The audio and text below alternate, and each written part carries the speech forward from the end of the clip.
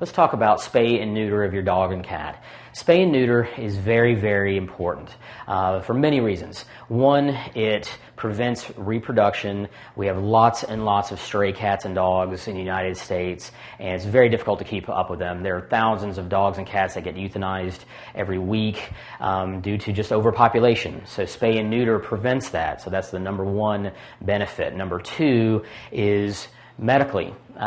Dogs, male dogs especially, as they get older, can have prostate problems, and lots of male dogs have behavioral issues, as in roaming, aggression, territorial aggression, things like that. So neutering is of utmost importance for them for those reasons. Cats, as far as males are concerned, it's better for them because they tend to spray and have a real foul urine and can reproduce, obviously.